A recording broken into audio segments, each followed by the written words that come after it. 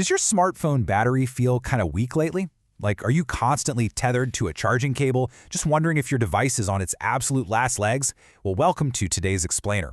We're going to clear up exactly when you should actually change that battery, and honestly, just as importantly, when you absolutely shouldn't. Okay, let's dive right into this. You know, the big problem we see all the time is folks are placing their phone batteries way too early. They end up wasting perfectly good money on a fix they just didn't need yet. But then, on the exact opposite end of the spectrum, you've got people waiting until it's dangerously late, which can literally put their entire device at risk. So to help you make the right call, we've got a quick diagnostic checklist for you. We'll be covering the battery dilemma, 4 key warning signs, when to hold off, and finally, some smart replacement tips. All right, let's start with Section 1, the battery dilemma, replacing too early versus waiting dangerously late. Moving right along to Section 2, 4 key warning signs for diagnosing your phone's health. First up on our checklist, you're going to want to take a look at your battery health settings. If your battery health, and you can check this natively on an iPhone or through a dedicated diagnostic app on an Android device, if it's dropped below 80%, well, your battery is significantly degraded. Actually, fun fact about this, lithium-ion batteries chemically age with every single charge cycle. So hitting that 80% mark means the internal chemistry physically cannot hold the energy it used to. It's basically the strongest, most obvious signal you can possibly get that it's officially time for a replacement. Now, what does this actually mean for your daily real-world usage? Ask yourself, does your phone only last for, say, 1 to 2 hours of actual use? Or maybe you've noticed the battery percentage just plummeting even when the phone is just sitting there on standby in your pocket. If you're experiencing that kind of extremely low backup time, it unfortunately means your battery has permanently lost its holding capacity.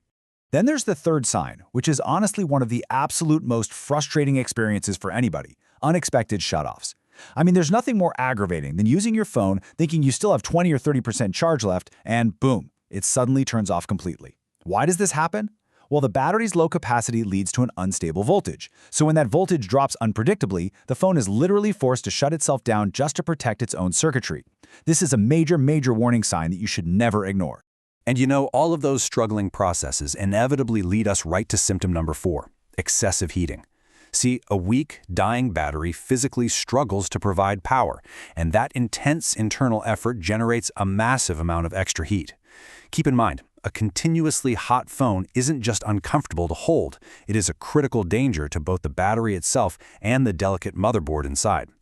Okay, moving on to Section 3, when to hold off, false alarms, and healthy habits.